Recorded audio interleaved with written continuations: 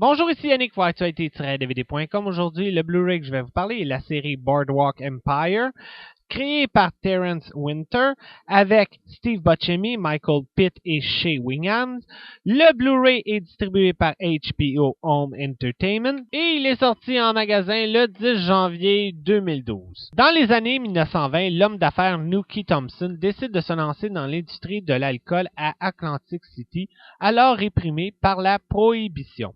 Il prend sous son aile Jimmy Darmody, un jeune vétéran de la Première Guerre mondiale très intelligent qui deviendra son protégé. Depuis quelques années, tout ce que HBO touche devient de l'or. On a eu des séries très populaires comme Les Sopranos, True Blood, Six Pieds sous terre et maintenant on a Boardwalk Empire. Et je vais vous avouer, j'avais vraiment hâte de voir la série Boardwalk Empire pour une raison. Martin Scorsese. Parce qu'il faut le dire, Martin Scorsese, tout ce qu'il réalise, lui aussi, ça devient de l'art. Mais quand j'ai commencé à écouter la série, j'ai été un peu déçu parce que Martin Scorsese réalise seulement la première épisode. Après, il devient le producteur exécutif. Et il n'y a pas juste Martin Scorsese qui est producteur exécutif, il y a aussi un autre acteur très populaire et aussi un chanteur. C'est Mark Wahlberg. Oui, le Mark Wahlberg du groupe Marky Mark et The Funky Bunch. Vraiment, quand j'ai vu qu'il avait travaillé dans la série, j'ai été vraiment surpris. Parce que je connaissais Mark Wahlberg comme acteur et il est un très très bon acteur, mais jamais comme producteur exécutif. Et là, je vais vous avouer, c'est un très bon producteur exécutif parce qu'il a fait un sapristi de beau travail avec cette série-là. Et il y a aussi l'excellent réalisateur Tim Van Patten qui avait réalisé quelques épisodes de la série Les Sopranos que j'avais adoré. Et dans celui-là, il réalise 4 épisodes. Bon, maintenant, ce que je pense de la série. Je vais vous l'avouer franchement, j'ai pas embarqué dans la série comme j'avais embarqué dans Les Sopranos. C'est pas que la série est mauvaise, au contraire, c'est très bien fait, bien réalisé, avec des acteurs extraordinaires. On a l'excellent Steve Buscemi qui est mon acteur fétiche que j'adore, qui est excellent dans la série.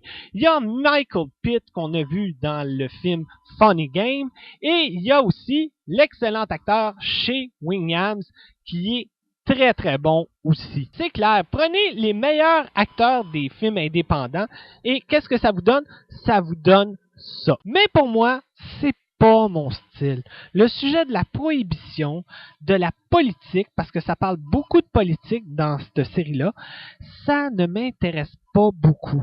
Et tout ce qui se passe dans les années 20 et 30 non plus. Fait que c'est pour ça que j'ai eu de la misère à embarquer au début. Mais après 5 épisodes, je peux avouer que j'ai commencé à embarquer un petit peu. Et c'est grâce à une chose, c'est grâce aux acteurs et surtout à Steve Buscemi que je suis resté accroché un petit peu à la série. Il y a une chose que je peux dire et que je suis vraiment content, c'est qu'enfin ils ont donné un rôle principal à Steve Buscemi parce que d'habitude il joue tout le temps des rôles secondaires. C'est un excellent acteur et enfin ils l'ont réalisé, ils ont donné un rôle principal dans la série. Côté réalisation et écriture, vraiment, c'est superbe. Surtout la première épisode qui a été réalisé par Scorsese. On voit vraiment que c'est du Scorsese. Elle est très très bonne. Et encore une fois, comme toutes les séries de HBO, le générique du début et la musique est génial et très accrocheur. J'ai beaucoup aimé voir les débuts de Al Capone, qui est joué par Stephen Graham, qui est excellent dans la série, et aussi de Lucky Luciano, qui est joué par Vincent Piazza. Il y a une chose que je dois vous avertir, c'est que si vous attendez à une série avec beaucoup d'action, vous allez être un peu déçu comme moi. Il n'y en a pas dans celui-là. Comparé aux Sopranos, qui avait beaucoup d'action, celui-là, il y a des moments qui sont très lent avec beaucoup de dialogue. Mais encore une fois, c'est pas parce que j'ai pas aimé la série. C'est parce que pour moi, comme je disais tantôt, le sujet m'intéressait pas beaucoup.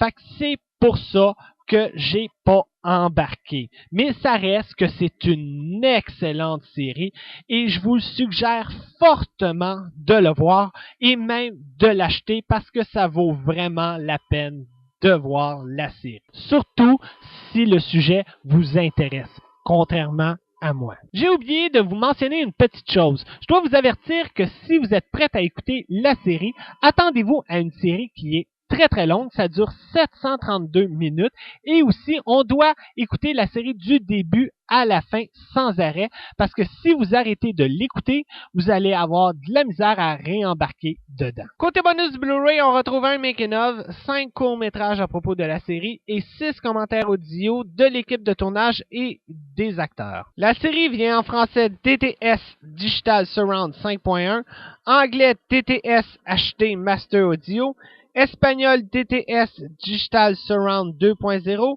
et Castellan DTS Digital Surround 5.1. Côté sous-titres, attention, ils ont mis le paquet.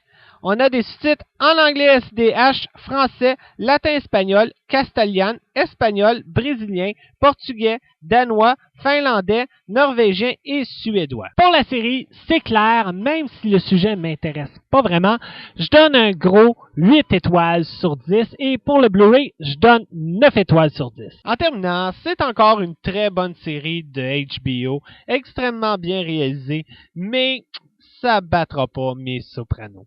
C'était Yannick, bon visionnement.